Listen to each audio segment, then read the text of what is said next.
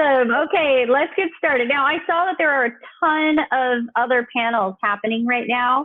Yes. So I don't know how many people we're going to get into ours, but we'll just continue on and have our discussion. And then we'll have some fun together. So first of all, thank you to the women who are here.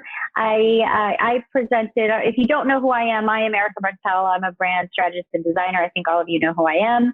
I've been doing this for 18 years and I work with mainly women. Oh, somebody's sharing their screen. Mom, you don't want to do that. Okay.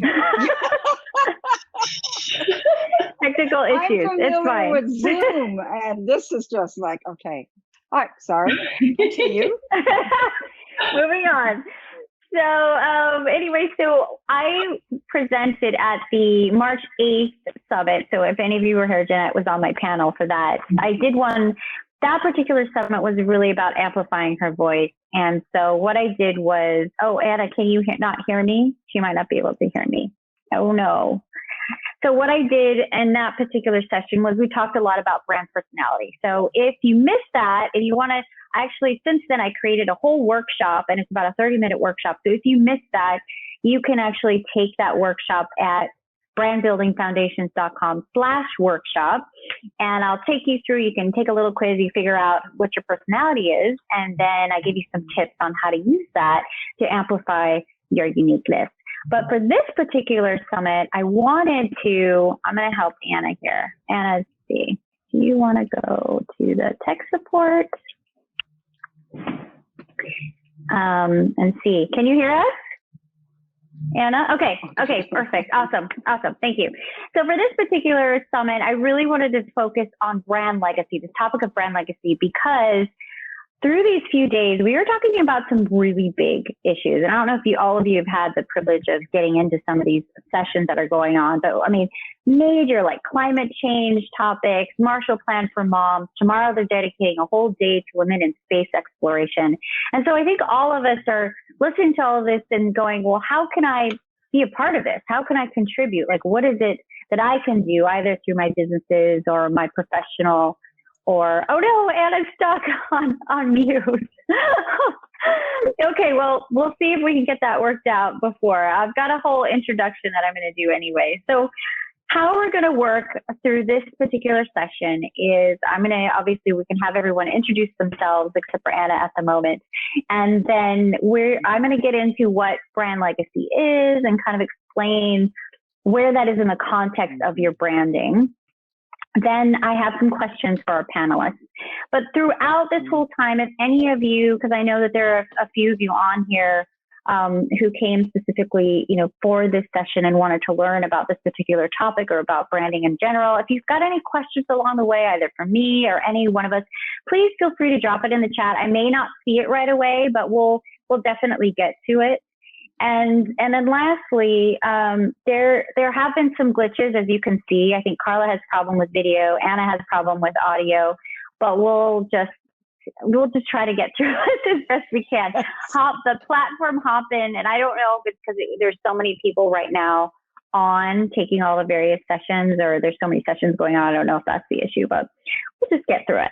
So first of all, let's go through and introduce ourselves and just what we do, our company and what we do. And I should mention, we're all moms, and that was one of the reasons why I wanted to invite all of you to this particular panel. We all have our own businesses, or, my mom is the executive director of the business that she is working with and created and founded. And then, in addition, we've all been doing what we've been doing for a while, and have had careers for a while. So I think that we have some depth that we can bring to this conversation. So Carla, I want to start with you. Do you want to just introduce yourself and your business? And Sure. Hi. Can you hear me okay? Hi. Yeah. Yes, Okay, good. absolutely. You can hear me, but you can't see me. Great. Yeah, so I own a luxury nail salon in Austin, Texas, called Lacquer. And my background is in advertising, and worked for an agency that was known for launching new brands. So when we moved, so that agency is in California. I'm actually back in California now, but when we moved to Texas, that's kind of what triggered me to reevaluate things. And I thought, I've spent my career launching brands for other people. I want to launch one for myself. So, and do something that I'm passionate about and that I care about, and something where I felt like I could make a difference. And that's how I started my business. Yes. And so all of these women, for those of you out there, they're all my clients and friends, and I work with them all. So I know their brands really well. And that was another reason why I wanted them to join me today. Janet, what about you? You want to introduce yourself? Sure. Hi, my name is Jeanette Chow.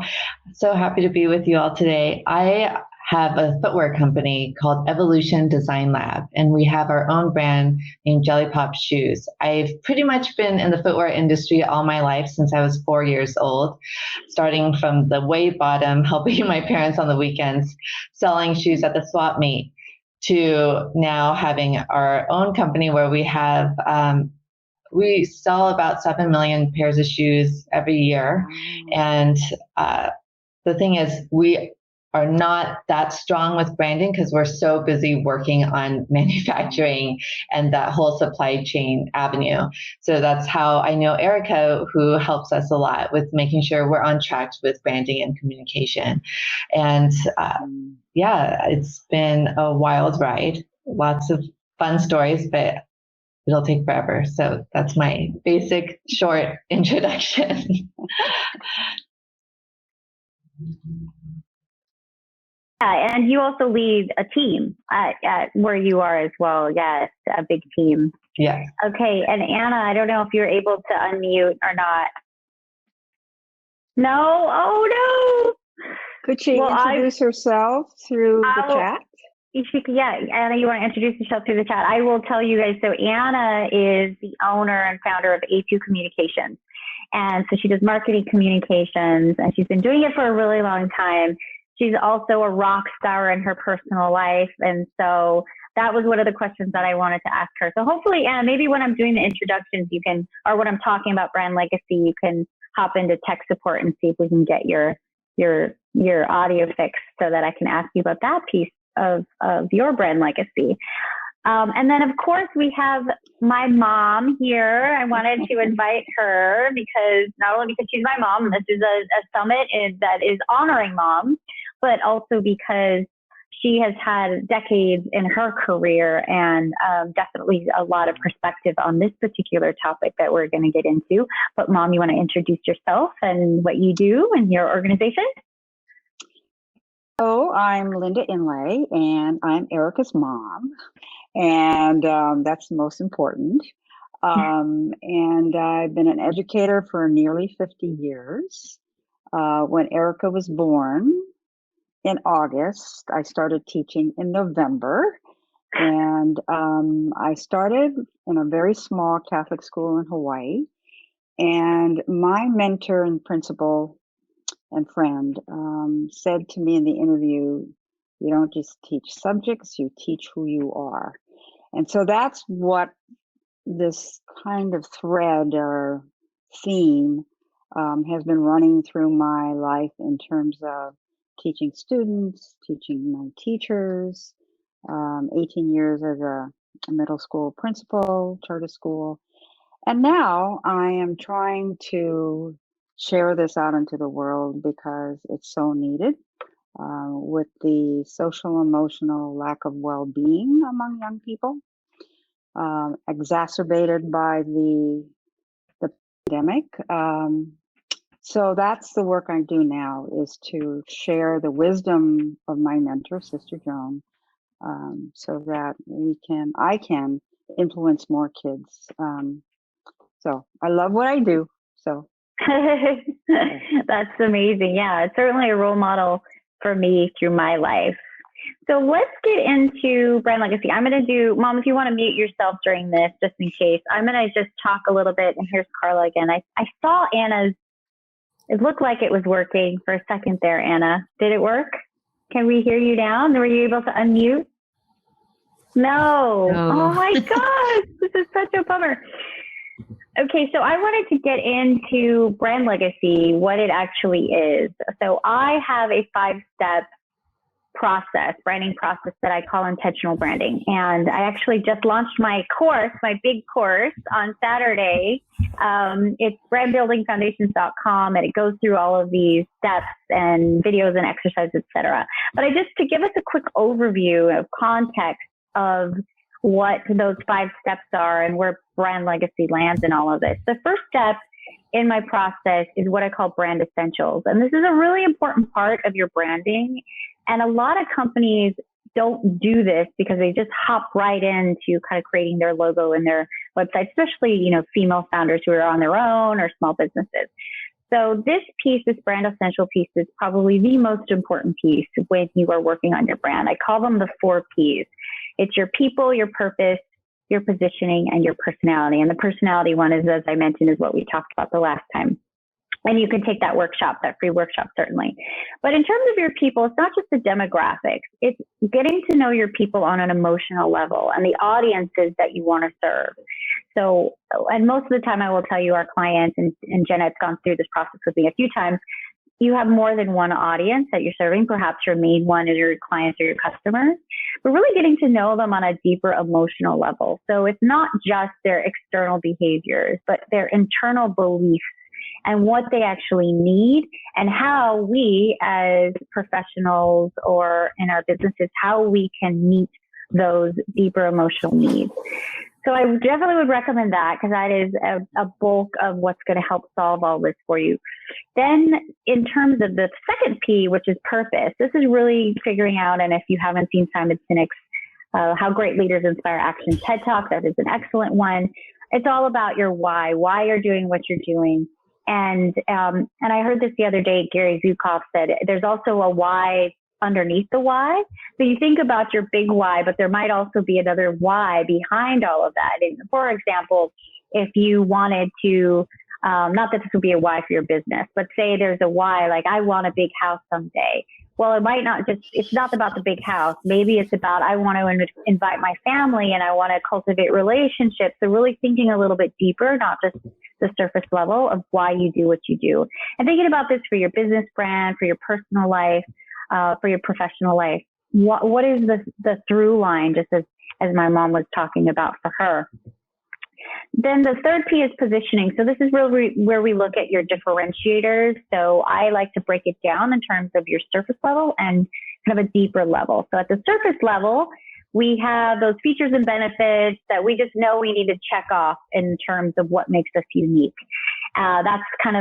That is appealing to the neocortex part of our brain, just the rational part of our brain. But on that deeper level, again, if we can figure out on a deeper emotional level, what is the value that we are adding in terms of the outcomes that we would like to see in the world or in our audience, and that what makes us unique there, that's what really connects with what is the limbic brain, and that drives the behavior of our audiences. So breaking it down, I call that the heart of your brand, as opposed to the mind of your brand, that is a more rational piece.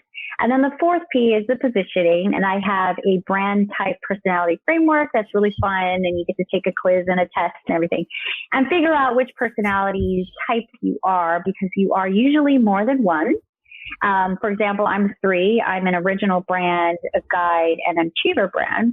And then you can go into how you could use those personality types to help you with communicating your uniqueness effectively. So that's the first step.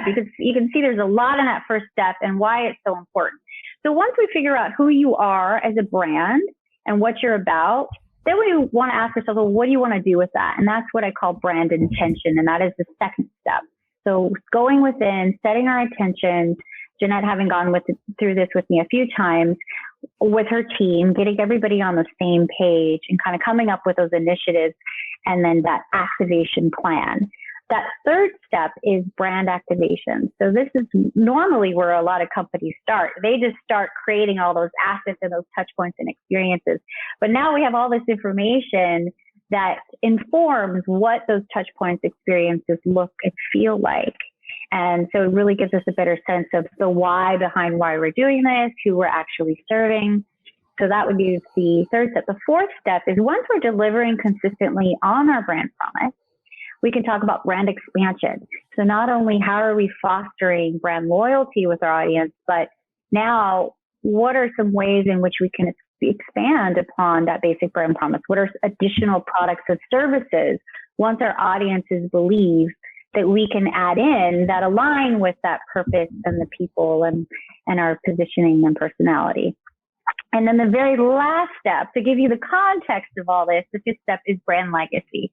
So as we're looking back at all of that, we can really ask ourselves, what is the value that I'm actually contributing? What is the impact that I'm having, through all of that? And I like to call it, so as we're going through this process, I also like to call it the legacy goal perspective or the end goal perspective. Because if we know what that is, then what is it that we can do now to kind of help us get there? So I heard this quote yesterday, and I thought it was really appropriate for our discussion today. It is by, and I wrote it down so I wouldn't mess it up, Amy Purdy. She is a para-Olympian. She said, and she was the one, I guess she lost her legs at 19 from meningitis. And so when she got her new legs and was kind of realizing that this was going to be her life, she said, if my life was a book and I was the author, how would I want this story to go? And I think that's really beautiful as we're talking about brand legacy, is that you actually do have control over what that story looks like and what that narrative looks like, especially when you know what it is that you want, right? Because we can't get there unless we know what we want. And so before we move forward, this is something that those of you in the audience can do and the panelists can do, after this session, a little exercise, some questions to really think about this would be, and these are all questions that are related. And I know that most of you have thought about this who are on the panel, is really thinking about what is it that I want to leave behind? What is the impact that I want to have or the value that I want to contribute? And then really thinking about a simple question like, if someone were to Google me, what would I want them to see? Right? And all of those impressions that we're making out in the world, having some control over that narrative. I mean, we can't control everything, but if we're intentional with what we're doing, how do we control what's out there about us? Not only kind of in the permanent digital record, but also just, personally, if someone were to talk about me, what would I want them to say? And so if we can get an idea of what we want that to be, because those are big questions, right? When we're thinking about this, then we can look back and think, okay, what can I do now to try to get there?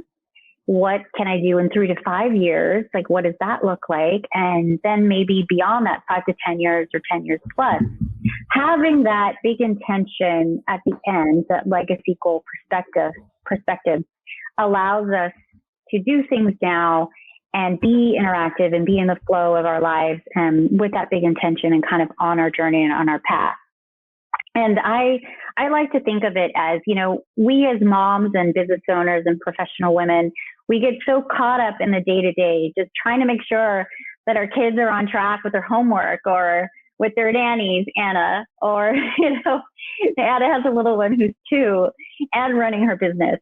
Or just like the task, how do we keep our team on task, that sometimes we lose sight of what that legacy goal perspective could be. So here we have the opportunity to really reflect upon it and think about that so that we can be intentional and not just reactive in our lives. We can be intentional and being interactive. So I came up with a little formula for brand intention that I wanted to share with all of you to help us kind of get there. And that would be, it's really easy because I made sure there's lots of alliteration with this, is we start with the intention. And then if we're interactive, so it's intention, interaction, and being interactive in our life and our presence and along our journey, being in the flow, then it's like through all those impressions that we make over time with our brand, everything we're putting out there into the world, eventually over time makes an impact. So it is intention, interaction, impressions, and impact. So if you could think about it that way, it's not something that we're going to be able to solve today, but as long as you know what you want and what that legacy goal perspective is, then you can think about how you can get there. So I just wanted to start with that introduction first. And then I have some questions for our panelists. And if anybody has any questions about what I just said, please feel free, or any feedback or response on that, please feel free to drop that in the chat. So Carla, I wanted to start with you. I did have a question for you, because I know, working with you, that you, and as you mentioned, that you completely changed your career. And so you were in advertising for many, many years, and you switched to creating this business, your nail salons in Austin, Lacquer Nail Salons. I want to know if there was a moment that happened for you, or what was it that created that change in your path? Was it a moment? Was it a slow realization? Maybe you could talk to us a little bit about that. Sure. I mean, it was two things, really. One was, we had just moved, and I really loved the company that I was working for. They were thinking about opening an office in Austin, and it just wasn't, it just felt forced. I could tell that it felt forced. And I thought, what am I going to do after this? Because I can't go backwards from here. I was running the agency that someone else owned, and I didn't want to create my own agency. I was working at the time probably 70 hours a week, 60, 70 hours a week. It was a lot. I had a young child, and we had just moved. And I had always wanted my own business since I was a little girl.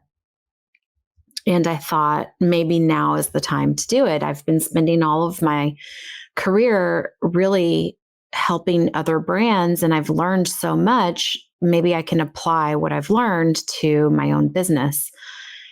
And so I set out to try to figure out, okay, well, what kind of business do I want to start? And honestly, what really prompted me to start a nail salon is, one, I couldn't find what I wanted in Austin. We had just moved from LA, which is the capital of anything you want at your fingertips, much like New York, in big cities, it's just how it is. And then in Austin at the time, there were not really a lot of options. And the best places that people were telling me to go, I thought were just so dirty, or they only had one brand of polish. And I couldn't believe this. I'm like, this is not good. This is supposed to be, getting my nails done was my treat. That was what I did to make myself feel better. I always felt more put together when I had my nails done, hair too. And so I thought, I guess this is it, so I did a bunch of research, around it. I mean, that's just kind of what I do. If what I want doesn't exist, I create it. I've done that my whole life. And really that's what I did with this business. So I set out to create something that I didn't feel existed, something that was clean and also fashion forward. And as I started to get into it, I realized that there was a lot of abuse in the industry. Like workers in nail salons, the year we opened is when the New York Times expose came out. I don't know how many people are familiar with that. It was basically an article exposing all of the illegal labor practices and abuse that went on in specifically nail salons, and mostly in nail salons in bigger cities. And I had no idea, because I had come from the business world. I didn't know how to operate any way other than legit. So it then became my mission to really prove that it can be done another way, and also to educate customers, because so many people, even today, don't know what goes on behind the scenes in salons, whether it is a real abusive situation or whether it is more subtle around the way people are getting paid and taken advantage of, like paid as independent contractors. So you don't have certain benefits like unemployment insurance if you're out of work all of a sudden, which everyone came to realize very quickly this last year. So that really became my purpose. I've always really cared about making a difference in whatever I do. If I'm in any job, it doesn't matter what it is, and I don't feel like my contribution is making a difference, then I'm not motivated. So sorry, that feels like a ramble, but I hope I answered your question. Yeah, no, absolutely. I know I was wondered about that, if there's a moment, and Jeanette, I know for you, there was a moment for you that you've shared with me, or is it something that you kind of discover along the way? I'm sure it's different for everyone. And I could certainly tell you what my moment was. It was really, I mean, I don't know that it was once. Well, there was another thing that happened. So that process of me deciding what to do with my life was somewhat gradual, because I felt like I had reached the highest level of my career that I could go. And I had to figure, it was a fork in the road. What do I do next? And so that was one thing. I think that was a gradual decision, but then it was a slow process. And I remember I had worked on it for about 3 years before we actually opened. And I remember one day a friend of mine texted me and said, "Hey, did you open your salon?" And she texted me a photo of a window that said "coming soon." And it was my name. It was my salon name. It was a logo that looked very similar to the logo I had in my business plan. What? And yeah, and I had kind of put things on the back burner because I was having such a hard time finding a space, a location for the business. And so it had been kind of dragging out. So mind you, 3 years after I had decided to start this process, this happened. And I immediately got in my car and I drove to the space and I saw the sign hanging in the window and I just burst into tears. And I knew that was the moment for me where I knew I had to do this, because if I didn't, I would regret it. I would always wonder for the rest of my life. I would always wonder what if. And so I immediately reached out to an attorney because I had the name trademarked. And then they had to change their name. That salon is actually now out of business. Unfortunately, I hate to see anybody fail, but of course, yeah. But yeah, so yeah, that was my moment where I knew that I really had to do it, or I just that visceral reaction. I just knew. That is a great question to add into the conversation of those questions I was asking. What if you didn't do, would you regret? Right. And that's because that really connects with a deeper part of our being in terms of what we want to do in our lives. Thank you, Carla. That I didn't know about you never told me that's about the sign. I didn't know that piece. Oh my gosh. That would upset me too. Yes. And then right after that, so I had all these trouble. I had a lot of trouble finding a location. And right after that happened, immediately a space became available, and it was the space that we're in now. So. Oh my gosh. I love that. Of course. So Jeanette, I know that you shared with me a moment for you where you've been doing this for a long time. You've had Jelly Pop shoes. It's been very successful for you. What was that moment for you that kind of that light switch got turned on and you were like, I think I need to think about this. And I know, because we're working on something together, a new initiative for you. What was that moment for you? Yeah, well, when I've been thinking about doing a sustainable line for many years. For the past, at least the last 3 years, I've been thinking about it. And when I got on the flight to Hawaii, I know you guys are from Hawaii. I was thinking, oh my gosh. And I was looking through all these magazines about Hawaii and the culture, and it's all about taking care of your land. And Ohana, the Aloha spirit. By the way, this is during the AAPI movement as well. Just thinking about how Hawaii is just so holistic in so many different ways. The people, the culture, everything. I was thinking, gosh, again, this is my moment taking a break from the day-to-day grind that I have. And that light bulb moment oh my gosh, I need to call Erika. I just need to hop on this project before it's too late, because I keep thinking about it. Everyone's doing it right now. We just need to start a brand, because I want to start making sustainable shoes. Like I mentioned, we make 7 million pairs of shoes. I'm proud of the fact that we've grown so much, but at the same time, I want to help the environment, because I have 3 children, now 13, 16, and 18, and they're constantly talking about the environment. And they've made me aware of many different things, including mental health, which I met your mom, Mrs. Inlay, because of that as well. And also helping Earth, Earth Day, etc. It's not just the trend, it's really a lifestyle. So this is something that really is important to me, and that we hope to launch spring 22. We're working on the product now. Yeah. And what I love about both of your stories is, and why I love working with women in general, is that women, we tend to think beyond just our little businesses and our little products but it's sort of this bigger impact. We usually into it with that, and it's not only how it's affecting our family, it's how it's affecting our employees' family.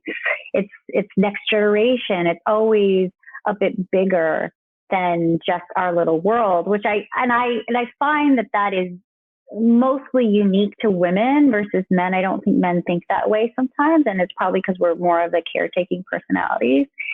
And how all of the personal and the business get interconnected in that way, right? So it's not just the business, and it's very layered for women, which of course makes our brand, oh yeah, here's Anna, makes our brand that much more richly layered.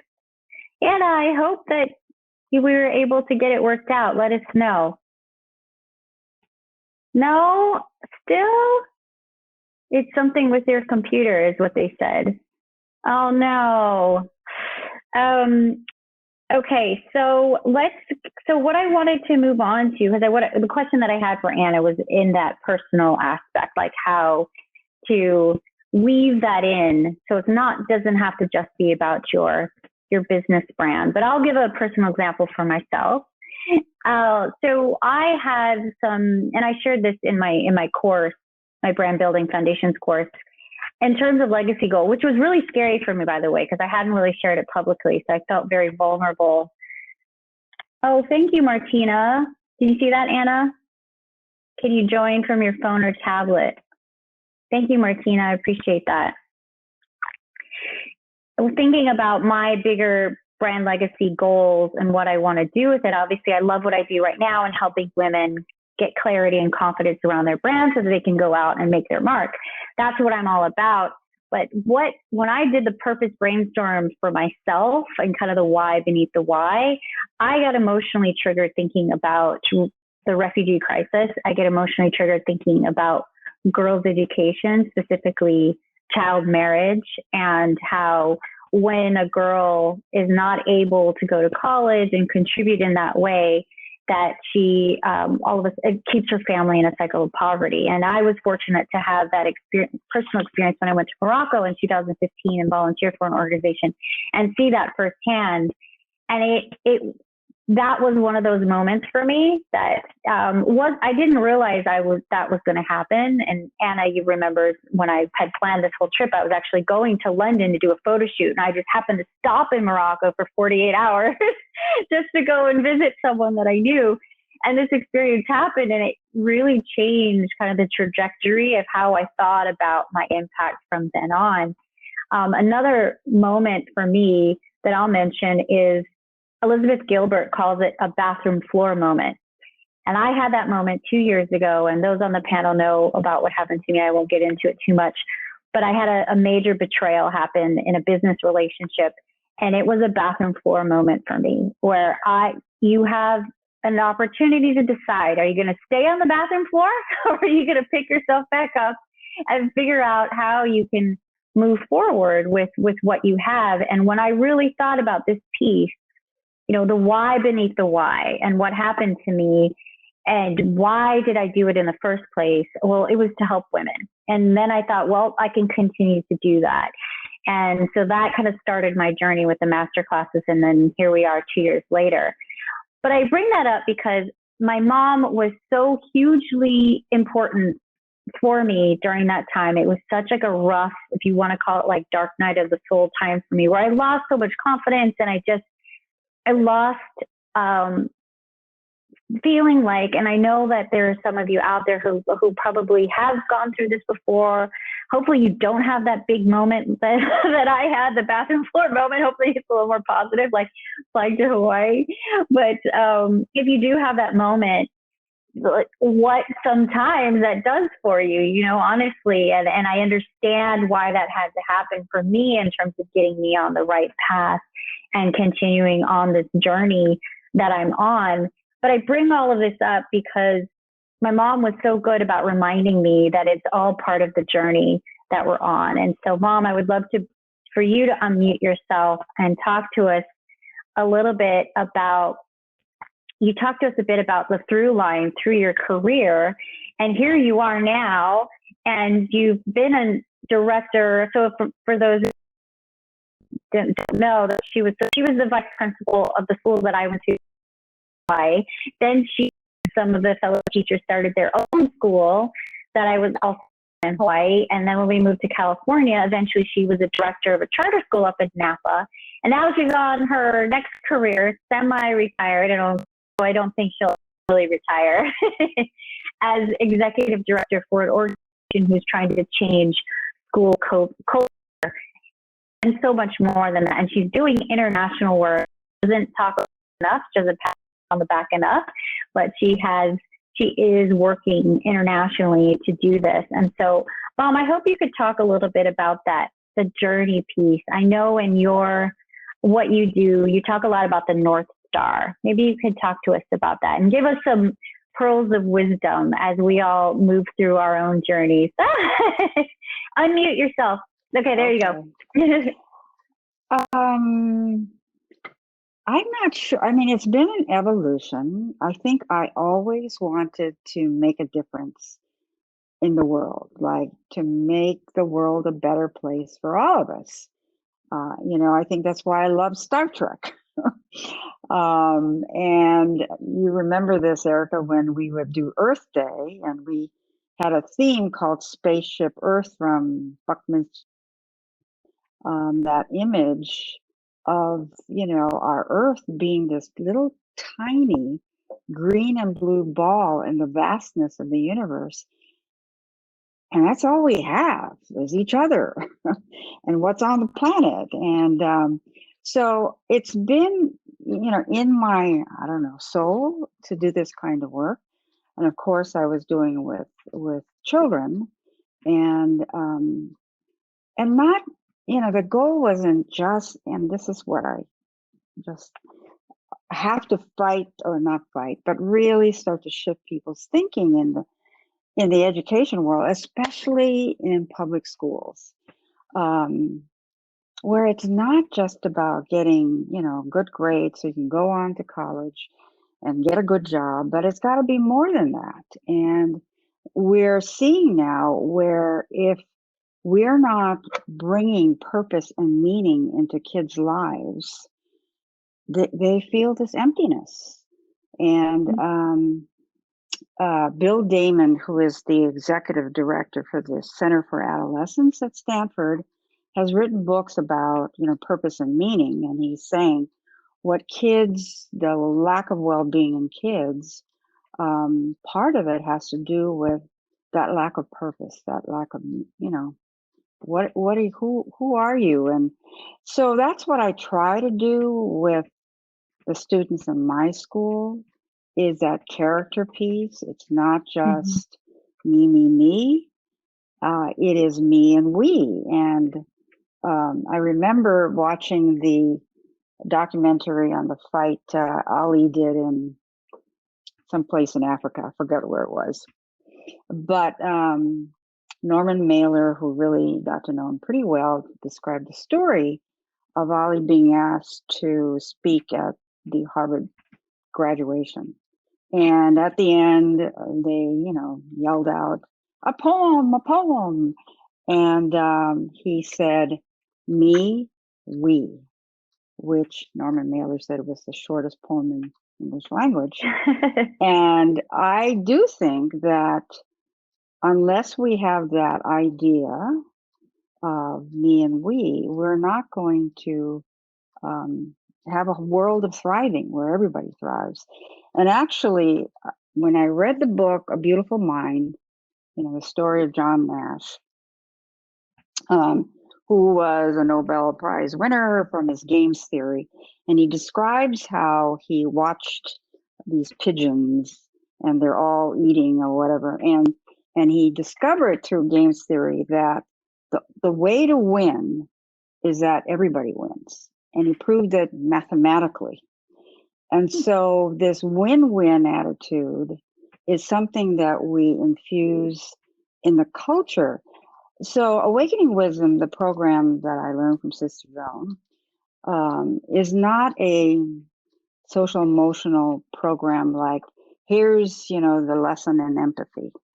Because if the students learn the lesson on empathy and they walk out of the classroom and they don't experience empathy in the rest of the culture, it doesn't work. So ours is a cultural approach. And my journey has been all about that, about, once I retired, I knew my promise to Sister Joan was, I would share this with more people. And because it's very limited in my little school in Napa, but to now doing this work of sharing it with others. And people are hungry for this, so hungry for a safe space, a trusting space where their own authentic selves can emerge, and with it, their own wisdom. And so originally the Awakening Wisdom name was because the name of the school we founded, Hoala, means awakening in Hawaiian. And the wisdom part was from Sister Joan wanting to bring wisdom to her students about themselves and about their relationship with the world. But in the work I'm doing now, I realize that that's what we're doing, is awakening the wisdom in educators and, the students. And when we talk about this work with our friends and, our family and so forth, people in business are saying, oh, we need that. Yeah. Oh, we need that.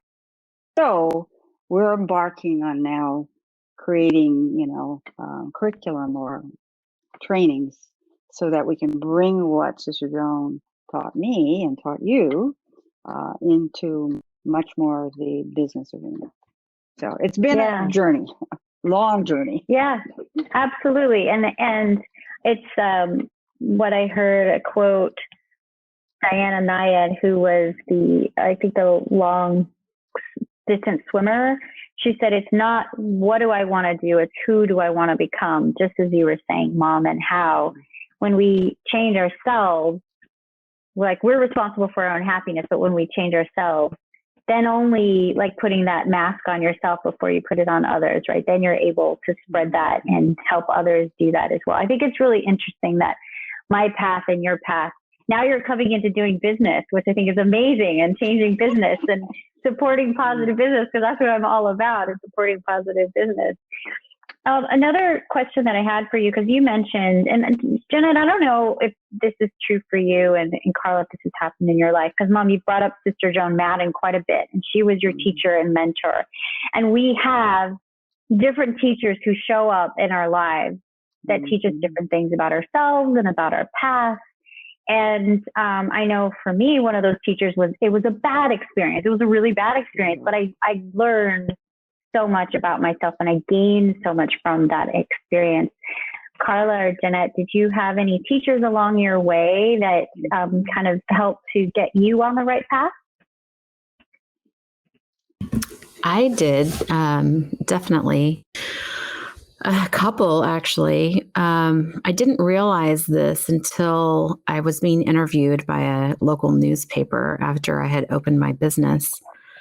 They were asking me some questions, and I can't believe I never realized, like I never consciously thought about this.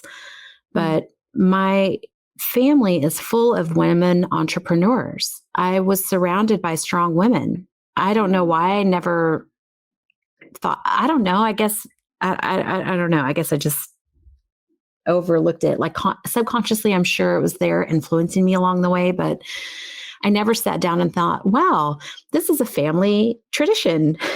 My mom was an entrepreneur, my grandmother, my aunt, most of my mom's sisters either were entrepreneurs themselves or they married one. And even my husband's mother was a very strong woman entrepreneur. So I think I approached every role that I had, whether I was working for myself, with that mindset. And I didn't realize how much it influenced me until I was doing this interview. And I thought, wow, this is it. This is why I have this mindset that I have, is because of this influence that I've had my entire life. So that was a huge one for me. And then the other one was when I was working at my last job, working for someone else, where I was running the agency. One of the guys who owned the agency, who you had the pleasure of meeting recently, Erika, Lucas Donat, he was a big teacher for me. I really learned a lot from him. He is to me, his biggest gift is really understanding who a company is at its heart. And sometimes even these companies don't know until he gets in there and starts talking to them and asking them questions and what they're really about. Because, on the surface, they have, their brand proposition or their mission statement, but really it's when you start talking to the employees and the leaders in the business, there's usually a common thread that goes way beyond what's on paper. And that's the heart and soul of the brand. And I really learned that from him. And every brand has it. And it's just a matter of, how do you find it? And even for myself, finding that for myself has taken a long time. And just having the courage as a business owner and a leader to really not be afraid to be myself. That was a lesson that I learned as well. Because I had this grand vision of what I wanted my business to be. And after I started, I saw the difficulties that I faced in staffing and finding the right people. I didn't know it was going to ever be possible. And also like quirky things about myself that I thought would be weird to people that I tried to hide. Own your brand personality, Carla. Yeah. Own it. I'm very superstitious, and I had this woman come. Stop me if I'm rambling on for too long. But I had this woman come in because I was having trouble in certain areas, and I had tried everything. And I'm like, okay, this is it. I'm going to have this woman come and do an energy clearing and do some feng shui. And I had her come before any of the staff got there, because I thought if they saw me doing this, that they were going to think I had completely lost my mind. And we ended up starting late, and she was still going when everyone started to get there for the day. And I was very worried. And she reassured me, and she said, I think you'll be surprised. I think you'll be surprised at all the people that are really going to be into this. And she did this thing with rice packets around in different corners of the room. And I hadn't heard of that one. Yeah, she has a very unique process. It's very unique. And anyway, she made extras. It's this rice mixture with I think turmeric and some other things. And she made extra packets for the rest of the staff, and everyone wanted one. Everyone wanted one. They kept it on their cart with their supplies. And I was shocked. That was the first time where I was like, okay, I should just not worry. It was like a sigh of relief. I should not worry about what people think about me and if they think I'm super weird. She also told me to get a welcome sign that lit up and put it in the window. And, I care about aesthetics. So it couldn't be any welcome sign. So I had to have it custom made. And it took me a couple of years to find the right one. And when I did, we had our best week ever after we put that welcome sign up. It was so interesting. Anyway, so that's just those are a couple of examples of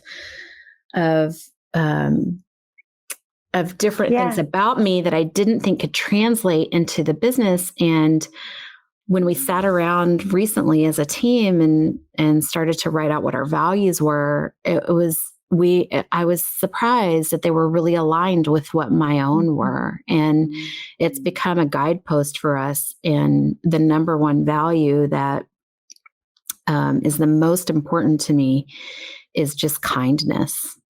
And if we have someone on the team or a new hire or anything that is violating that value, then we immediately rectify it. I've also learned to become less tolerant and make excuses for people, because I was doing that a lot too.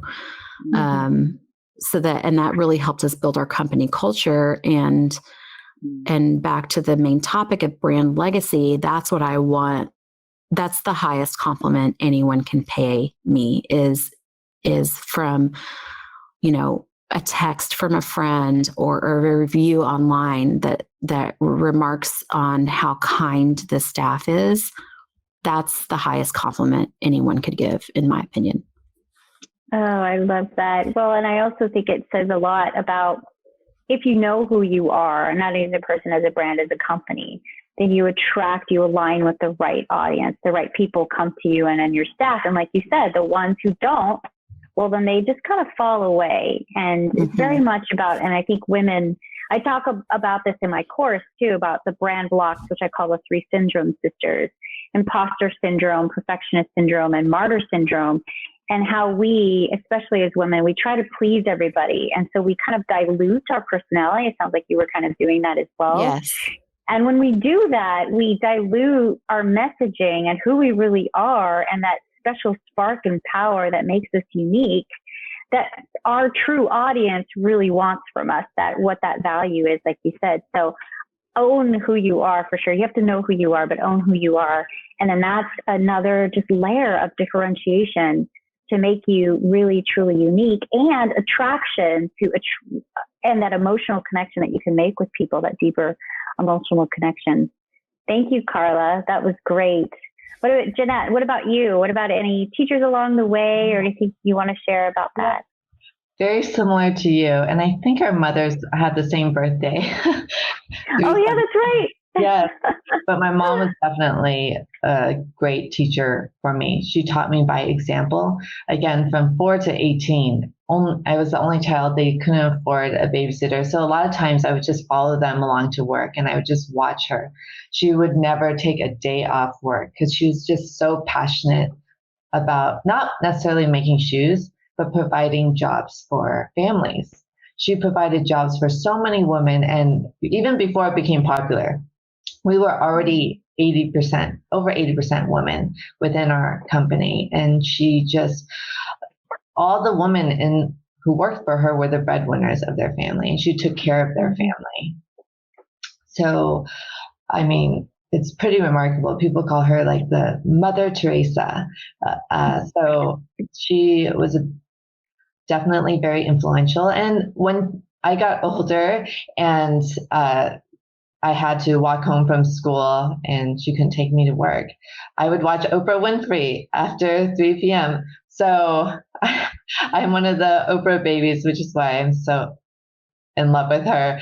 And I learned so much from her and everyone she interviewed, like Toni Morrison and Maya Angelou, which is why I love that quote. It's, it's not what you do, it's how you make people feel. I didn't get it word for word, but you know the quote I'm talking about. But I love everything those amazing women have taught me. And that's why within our company, we have so much purpose.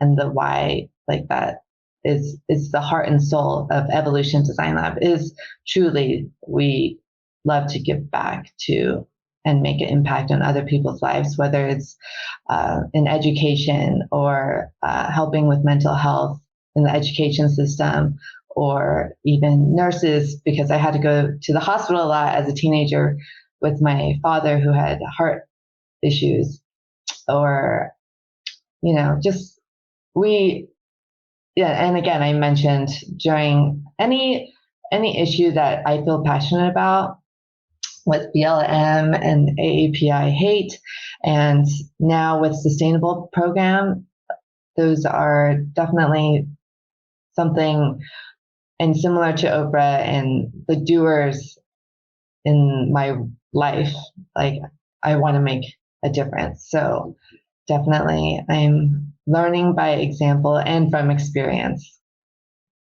And I think we all have brought up this point about our responsibilities as leaders and women leaders and the impact that we can have on others. Jeanette, I know your daughter is a powerhouse little entrepreneur already, and she's just about to go to college. Congratulations on that. That's really exciting. And she's started 2 brands now? Yes. Yeah. So three brands, perhaps? You helped her with WYD, What Are You Doing? Which is all about girl to woman empowerment, where it's a mentorship program. So that is doing really well. She's helped a lot of girls and connected, and actually is incorporating Girl Scouts into the program. And then, and Relievate, which it's actually almost done.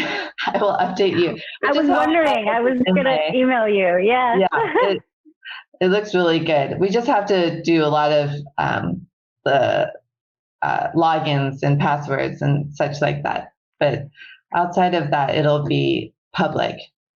It just takes a lot of time. You know how it is. Yeah. Yeah. Well, and that was so fun too, because when she came to that workshop that we did at your company years ago, and she was so young, and she took the brand personality, because I remember her being an innovator, and I was like, oh, that's so interesting. What is she going to create? And here we are, and I'm sure there's much more to come from her. Oh, I love that. And you know, and it's so much about what's around us, who's around us. We are all so fortunate, and having gratitude about the experiences that we have, the good and bad, and the people who appear in our lives and are there for us. And Anna, I was going to ask her about this, and I'm so sad that she couldn't get unmuted. She had said something to me the other day about seasons in our lives, and how to have some grace with us, because sometimes there's a season in your life where you're not able, maybe you had thoughts about what you were going to accomplish, and that it's okay if that's not quite the right time, and that you can get back to it, and kind of getting back. And I think both Carla and Jeanette, you talk about core values. And as long as you have those, right, that could be a huge part of creating what that legacy goal for you is. If you know not only who you are as a brand, but also those values that you want to incorporate into your brand, into your company, and for your employees, how that can be, as my mom would say, like a North Star for you as well, as you go along your journey, and how important it is for all of us to be thinking about that right now, and what we could learn from it. Okay, so we have a little bit of time left, so I just wanted to, Mom, I wanted to circle back to you, and I wanted to ask you, with what you're doing with your program, do you have any advice for us as moms that we could be implementing, as you were saying, and giving our kids that sense of purpose and mission now in our lives? And not only that we could be doing this for our employees, obviously, and as you get it more into doing this for businesses, but with our children as moms, is there anything that we could think about now? I know there's probably a whole book that you could write on this particular topic, but, and you've given me the advice, for example, like with Layton, my daughter, my 12-year-old, that having them critically think about what they want too. So it's not just us telling them what they want, giving them the opportunity to make those decisions. Well, it's interesting because, even though I'm Japanese by ancestry, I came across this concept called ikigai, and it means reason for being, and it's the confluence of what you love, what you're good at, what you can get paid for, and what the world is. And there's a beautiful graphic, several versions of it. But when I saw that, I thought, what a wonderful thing to just introduce students to. And, every year, just what do you think? Where are you now? And having them have a process, a regular process of, exploring. Reflection. Yeah, reflecting. And as parents, as an educator myself, what I found was really, doing Socratic questioning. So what do you think? And why do you think that way? And so having them emerge with their own wisdom. And it was amazing to me when I have students, in quote, in trouble and in my office. It was an opportunity. I realized it was sort of a class in social emotional learning because they were learning about relationships, about emotions, about responsible decision making. But it's really important to really do that so that their own wisdom emerges rather than us telling them answers. There's an appropriate time and place for that. But really, to number one, listen. And I participated in an event done with one of the mental health nonprofits in our community, and there were 8 adolescents, and half of them were LGBTQ, that alphabet soup. And the common theme among all the kids in the breakout room and the main room was that need to be listened to. And they are starving for that. And unfortunately, schools are not places where they feel heard and taken seriously. So I think that's really important to listen first. And then you can give them the advice and all that. But first. Well, and as Oprah, Jeanette, being a fan of Oprah, I am as well. She's so wise, the ultimate. But I do remember her saying this through all of her years of doing her show. Every single person, for the most part, what she got out of it is that they just want to be of value. And kind of similarly to what you're saying, Mom. And so it really is figuring out what that value is, right? What is that value that we have unique to us? What is it that we want to give and contribute to really being true to who you are and not trying to dilute it, as Carla was saying, and that it's okay. Even our little quirks add that richness to who we are. What is that value that we can give? And then how do we pay that forward, right? How do we as you say, Mom, how can we make sure that others feel valued and listened to as well? Because when people do feel valued and feel listened to, they really can come into their power, right? And they really can create positive change and effect in that way, at least in my experience. But when we're all in our little world and our little bubbles and doing our own things all the time, and we're not really interacting, as I said earlier, with not only our own journeys, but with others, and listening and valuing them, then I imagine that we're not doing a service. And I see so many businesses that do that. And I hate to say it, but especially like male founders, the Silicon Valley startup male founders are, the hustle, the fake it till you make it, all that ugly culture. And that's why I love working with women, because we're not about that. We're not doing that. Yeah. And Mom, I know that you talk about this topic a lot, and I understand you could talk for hours on it. So I appreciate you giving us one pearl of wisdom as we're all navigating. A lot of us are moms, obviously, in this session, navigating how, our own journeys as being moms and our kids, and helping them along the way.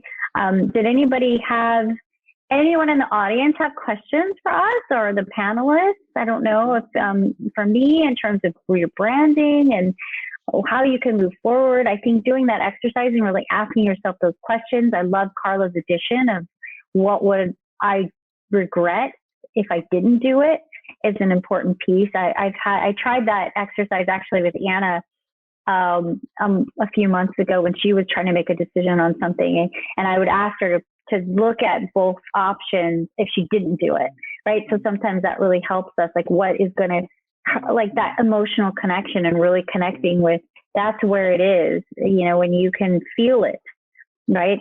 It's not the rational mind, what I should do all the time. It's what is connecting here. And I've shared this statistic many times, and it's repeated in my course a lot, that 94% of consumers say they need to feel an emotional connection with a brand in order to purchase or recommend.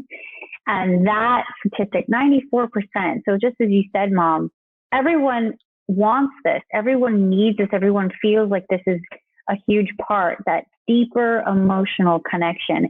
And we can't provide it as businesses or as executives or as leaders unless we're emotionally connected to our own brand or whatever that is, that legacy goal for you.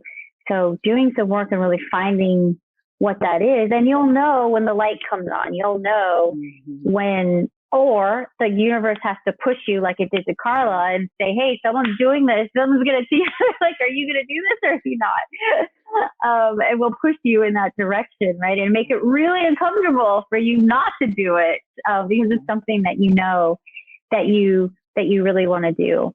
So any closing words of advice? Carla, do you want to start your closing words of advice for any leaders out there who are working on their own brand legacy or something to think about in terms of business ownership?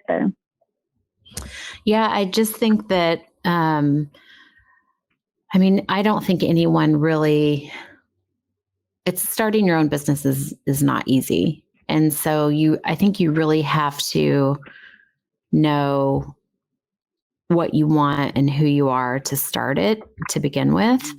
I think it is just about having confidence in expressing that to its fullest as you build your company. And the other thing I would say is to really do your due diligence and talk to other people that own businesses. And if you can, other people that own businesses in your industry, and find out what the challenges are and, what's great about it. So you can go in with open eyes, because when you are building something, it's very exciting. And sometimes you can overlook some of the things that you need to watch out for. And talking to other people really helped me a lot. And I was surprised at how many other business owners were willing to talk and share. So I think don't be intimidated by that. Reach out and try to find support in as many places as you can, because it is definitely not for the faint of heart. Opening and running your own business. It's very rewarding and at the same time, but build your support system as well. Yeah. And I think, just as I was saying, and pay it forward when someone approaches you for advice as well, or just, yes. some connection. Absolutely. Jeanette, what about you? Yes, I definitely agree. Also, don't do it to become famous or for yourself. Don't do it if it's an egotistical reason, because it's just very short-sighted. And again, for me, I was doing it for the people in our company, continuing because we had people who were going through cancer or had family going through cancer and needed life insurance. So it was a way to help others. And that's what continued. I was watching this morning really quick. I don't know if we're going to be logged off right at 2:15. It's 2:16 now, but just this morning I was listening to the story about these two doctors who were studying the vaccination, and they discovered the vaccination in 2006, and they had already started. And it was a woman, and this woman just was not recognized. In fact, they didn't even want her to continue doing what she was doing. Fast forward to today, when they saved millions of people through this vaccination. They're going to get their Nobel Peace Prize, but the two of them, they didn't really do it for a Nobel Peace Prize. You could watch the interview on NBC, but they were just saying, we're not doing this for that. We're doing this because we loved it. But she had to encounter so many ups and downs to get to that formula. So many people not believing her. So I think that heart and passion has to, the why underneath the why, not for the big house, not for the nice car, do it for a good purpose. And I have to say really quickly, because you are doing the brand building, because of you, Erika, because of this class, you made me think about things differently, because I wouldn't be sitting there thinking, why am I doing this again? You know, and just really brainstorming my why. I didn't do it until you pushed me to do it. And it's like, oh my gosh, I've been doing this for all this time, but no one really knows about it outside of our company. The people within could see it every day because it's genuine. But the people outside, it's not on our website, it's not anywhere. And it was you who was like, you need to make this known. This is special. So I thank you for that. And I think everyone starting a business needs to ask for help. Ask for help from experts like Erika. That's why she has this master class. She's there to help you. She's a tool to help you succeed faster than you could on your own. So I want to thank you for that, Erika. Yeah, no, thank you so much. I didn't know that. That means a lot to me. And I've told Jeanette several times that she was also, there was a turning point for me where I had to decide what I was going to do, and Jeanette had no idea what was going on with me, and it was through her kindness and her validation of that work. And it was right after one of our workshops years ago, and I realized, wait a minute, what am I doing? Like, she is the type of woman that I want to help. Why am I working with this other person who doesn't value, who is not the right audience for me and is not aligned with me? And so that, I've talked to Jeanette about that moment too, where I was like, that was a huge moment for me at the decision where I was like, I can't do that anymore. I need to make sure I'm helping the right people. Like, what am I doing? Putting all my energy in the wrong direction. So thank you so much for that, Jeanette. Yeah, that means so much to me. Thank you so much.